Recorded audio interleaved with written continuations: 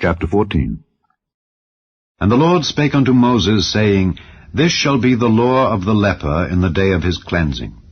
He shall be brought unto the priest, and the priest shall go forth out of the camp. And the priest shall look, and behold, if the plague of leprosy be healed in the leper, then shall the priest command to take for him that is to be cleansed 2 birds alive and clean, and cedar wood, and scarlet, and hyssop. And the priest shall command that one of the birds be killed in an earthen vessel over running water.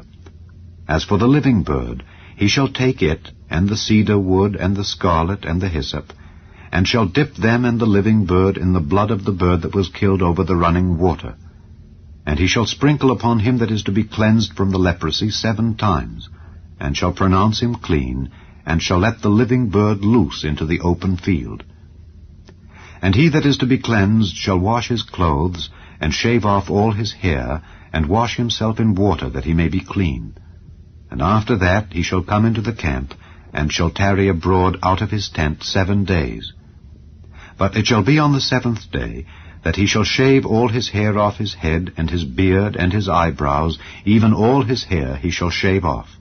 And he shall wash his clothes, also he shall wash his flesh in water, and he shall be clean.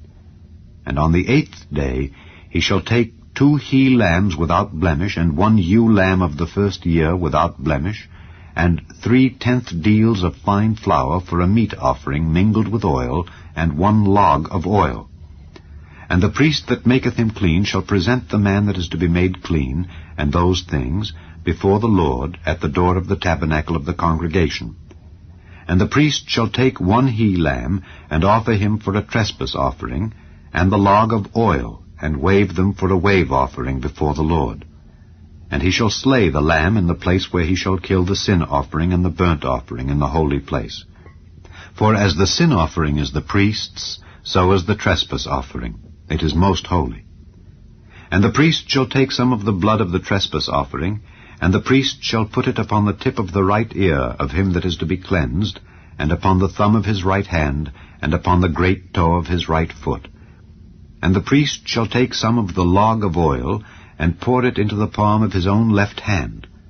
And the priest shall dip his right finger in the oil that is in his left hand, and shall sprinkle of the oil with his finger 7 times before the Lord.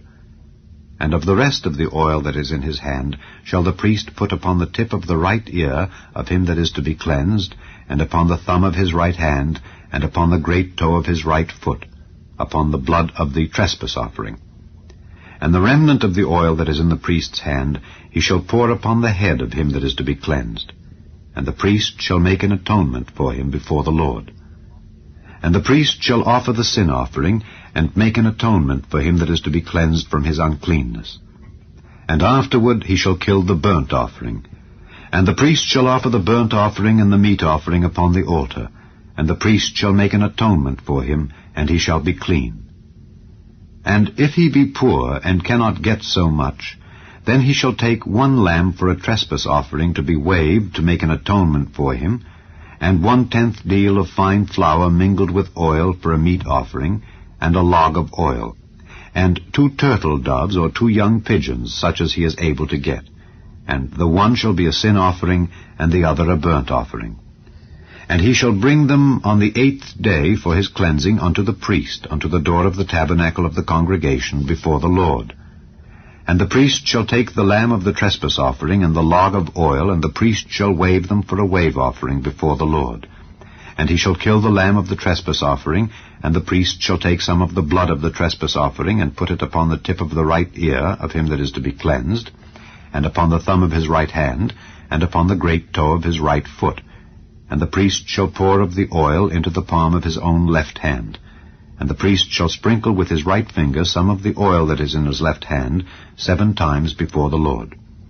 And the priest shall put of the oil that is in his hand upon the tip of the right ear of him that is to be cleansed, and upon the thumb of his right hand, and upon the great toe of his right foot, upon the place of the blood of the trespass offering. And the rest of the oil that is in the priest's hand he shall put upon the head of him that is to be cleansed, to make an atonement for him before the Lord. And he shall offer the one of the turtle doves, or of the young pigeons, such as he can get. even such as he is able to get, the one for a sin offering, and the other for a burnt offering, with the meat offering. And the priest shall make an atonement for him that is to be cleansed before the Lord. This is the law of him in whom is the plague of leprosy, whose hand is not able to get that which pertaineth to his cleansing.